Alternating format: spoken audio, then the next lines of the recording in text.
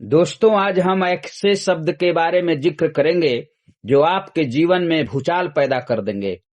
ये शब्द रिलेटेड है एपीजे अब्दुल कलाम से। एपीजे अब्दुल कलाम ने कहा है कि सपने वे नहीं जो आप नींद में देखें, सपने वे हैं जो आपको नींद नहीं आने दे।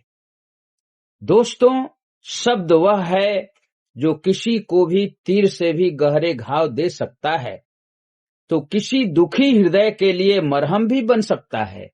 शब्द वे हैं जिसे सोच समझकर न बोला जाए तो बवाल मचा सकते हैं। शब्दों में कितनी शक्ति होती है, ये तो हम खुद से महसूस कर सकते हैं कि ये कुरुक्षेत्र में लड़ा गया महाभारत के युद्ध से भी यह साबित होता है कि द्रौपदी ने तीखे और व्यंग्यात्मक शब्दों का ही तो कमाल था जिसने महाभारत जैसे युद्ध का निर्माण कर दिया। किसी ने कितना सत्य कहा है कि मैं घायल नहीं था किसी तीर और कमाल से, वे शब्द बेरहम था जो निकला जुबान से। दोस्तों, एक बार की बात है कि एपीजे अब्दुल कलाम 8 और 9 साल के छोटे बच्चे थे।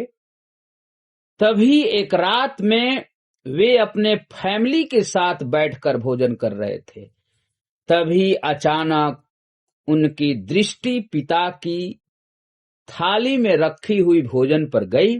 उन्होंने देखा कि उनकी माता ने जो रोटी उनकी थाली में परोसी है वह जली हुई है, लेकिन उनके पिता बिना कुछ कहे शांति पूर्वक उस जली हुई रोटी को खा रहे थे। उनकी माता ने उनकी जली हुई रोटी के लिए क्षमा मांगी तो हंसते हुए बोले कि कोई बात नहीं, मुझे तो जली हुई रोटियां पसंद है। यह बात सुनकर अब्दुल कलाम को आश्चर्य हुआ। बाद में उन्होंने अपने पिता से पूछा कि क्या सच में उन्हें जली हुई रोटियां पसंद है? उन्हें जली हुई रोटियां पसंद है? उनके पिता ने जवाब दिया कि जली हुई रोटी किसी का कुछ भी नहीं बिगाड़ सकता है, लेकिन एक पल का क्रोध मनुष्य का भविष्य बिगाड़ सकता है। लेकिन क्रोध में बोले गए शब्द बहुत कुछ बिगाड़ सकते हैं। दोस्तों, मैं यह सत्यपूर्वक बताना चाहता हूं कि हम गुस्से में कुछ शब्द बोल देते हैं, सामने वाले के दिल में ये कील की तरह चुभ जाते हैं। जब हम गुस्सा करते हैं तब हम ऐसे शब्द बोल देते हैं कि जो बिल्कुल उस लकड़ी पर ठोके गए कील की तरह होते हैं। अगर निकाल भी देते हैं तो उसके छेद और उसके निशान हमेशा इसके बने रहते हैं। मेडिकल साइंस ने इसे प्रूव कर दिया है कि अगर हम गुस्सा करते हैं तो आप अपने शरीर में जहर घोल रहे होते हैं। आपके लिए भी नुकसानदेह है, बल्कि आपके रिश्ते के लिए भी नुकसानदेह है। दोस्तों, जब थॉमस एल्वा एडिसन जब प्राइमरी स्कूल में पढ़ रहे थे, तब एक दिन उसके टीचर ने एक लिफाफा उनको दिया और कहा कि इसे ले जाकर अपनी माँ को दे देना। थॉमस घर पहुंचकर अपनी माँ को वो लिफाफा देते हुए कहा कि टीचर ने ये लिफाफा आपके लिए भेजा है। उनकी माँ उस लिफाफे को खोलकर हाथ में लेकर पढ़ने लगी। पढ़ते पढ़ते उनकी माँ के आंखों से आंसू बहने लगे। थॉमस एल्वा एडिसन ये सब देख रहे थे। थॉमस ने माँ से पूछा कि इस पत्र में क्या लिखा है माँ? इसे पढ़कर तुम रोने लगी। माँ ने आंसू पोंछते हुए कहा कि इसमें लिखा है कि आपका बेटा बहुत होशियार है और हमारा स्कूल नीचे स्तर का है। हमारे अध्यापक भी ज्यादा पढ़े लिखे नहीं हैं, हम इसे नहीं पढ़ा सकते, इसे आप खुद ही शिक्षा दीजिए। उस दिन के बाद माँ स्वयं थॉमस को पढ़ाने लगी। थॉमस माँ के मार्गदर्शन में पढ़ते रहे, सीखते रहे, आगे बढ़ते रहे। कई वर्षों के बाद माँ गुजर गई। तब तक मगर थॉमस साइंटिस्ट बन चुके थे। उन्होंने टेलीफोन इलेक्ट्रिक बल्ब जैसे अनेक चीजों का आविष्कार कर चुके थे।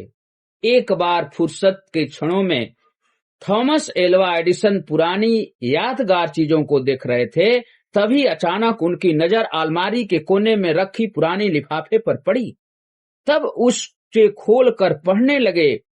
यह वही खत था जो बचपन में थॉमस एल्वा एडिसन के टीचर ने उसकी मां को दिया था। उस पत्र को पढ़कर थॉमस काफी अचंभे में पड़ गए। उस खत में लिखा था, आपका बच्चा पढ़ने में काफी कमजोर है, इसलिए इसे अब स्कूल ना भेजें। यह पढ़कर उनकी आंखों से आंसुओं की धाराएं प्रवाहित होने लगी और वह घंटों रोते रहे। दोस्तों, ये दो कहानियों के माध्यम से मैं यह बताना चाहता हूं कि शब्दों में एक अद्भुत शक्ति होती है। इस शक्ति का उपयोग हमें संभल कर करना चाहिए। हमारे द्वारा कहे गए जले और कटु शब्द किसी को भी हानि पहुंचा सकता है, दिलों पर जख्म और घाव पैदा कर सकते हैं। घाव को भरने में बरसों लग जाते हैं, लोगों में दूरियां पैदा कर देता है, यह संबंधों में दरार डाल देता है, जिंदगी को तहस नहस कर देता है। वही दूसरी तरफ सही शब्दों का उपयोग करके आप किसी के मुरझाए चेहरे पर मुस्कान ला सकते हैं, किसी को प्रेरित कर सकते हैं, किसी की पूरी जिंदगी बदल सकते हैं। इतनी शक्ति होती है शब्दों में। लेकिन थॉमस एल्वा एडिसन की मां ने उस शब्दों का फेर बदल करके सही शब्दों का इस्तेमाल करके एक दिमागी तौर पर सदी के महान कमजोर बच्चे को महान वैज्ञानिक बना दिया।